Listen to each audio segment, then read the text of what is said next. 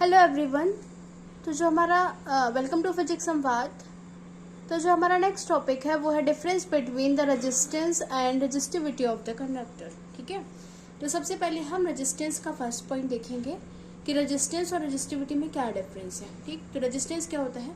The resistance of a conductor depends on its length and area of cross section. जो resistance होता है वो किसी भी कंडक्टर की लेंथ एज वेल एज उसके एरिया ऑफ क्रॉस सेक्शन पर क्या करता है? डिपेंड करता है।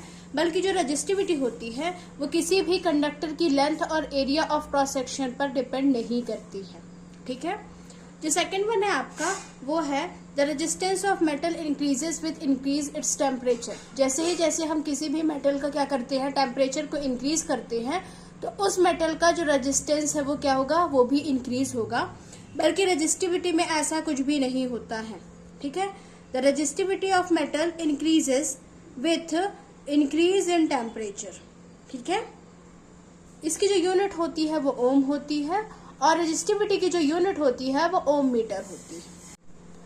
हेलो एवरीवन, तो जो हमारा नेक्स्ट टॉपिक है वो है specific resistance of a conductor on the basis of drift velocity and free electron. ठीक है, तो आइए समझते हैं। हमने यहाँ पे एक कंडक्टर लिया हुआ है। ठीक है, कंडक्टर में जो इलेक्ट्रिक फील्ड की डायरेक्शन है वो इधर साइड है और जो इलेक्ट्रॉन की डायरेक्शन है वो इलेक्ट्रिक फील्ड की डायरेक्शन के ऑपोजिट होती है।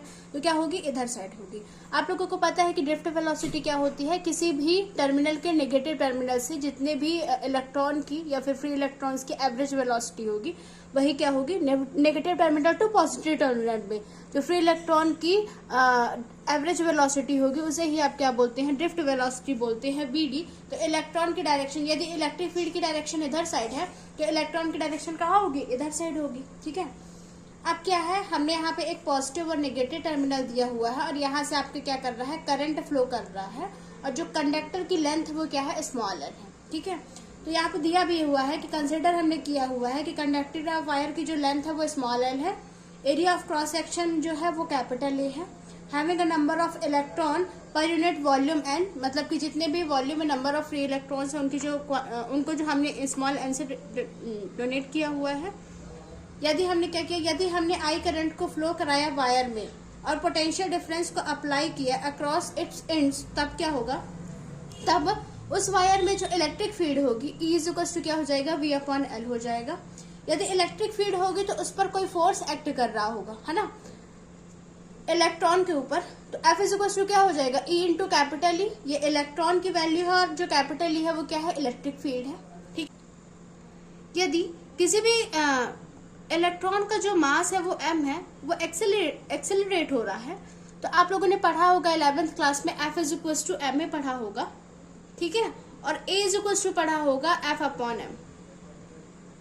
तो A equals to F upon M हो जाएगा। तो F की वैल्यू कितनी है? E इंटू कैपिटल ई है अपॉन M। अब कैपिटल ई की यदि आप वैल्यू पुट करेंगे तो V अपॉन L होती है, आपने फर्स्ट इक्वेशन से देखा होगा। तो EV अपॉन ML हो जाएगा। अब हमें सपोज करना है कि सपोज करिए इसकी जो ड्रिफ्ट वेलोसिटी, इसमें जो टाइम लग रहा है ड्रिफ्ट वेलोसिटी में वो टाउ टाइम लग रहा है। तो Vd इज इक्वल टू, आप लोगों ने इक्वेशन फर्स्ट ऑफ मोशन पढ़ा होगा कि V इज इक्वल टू क्या होता है? U प्लस AT होता है।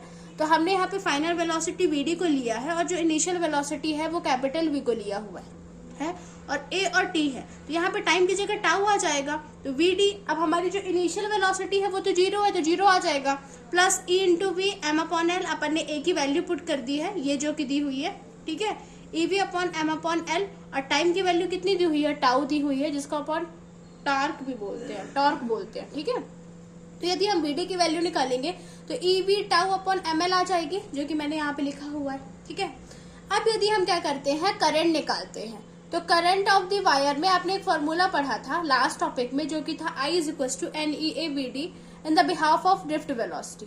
ठीक है, तो I की वैल्यू यदि हम पुट करते हैं NEA, VD की वैल्यू अपन यहाँ पे पुट करी तो EV टाउ अपॉन ML आ गया। ठीक है, अब E इंटू ई स्क्वायर हो जाएगा, तो NE square A tau upon ML into V।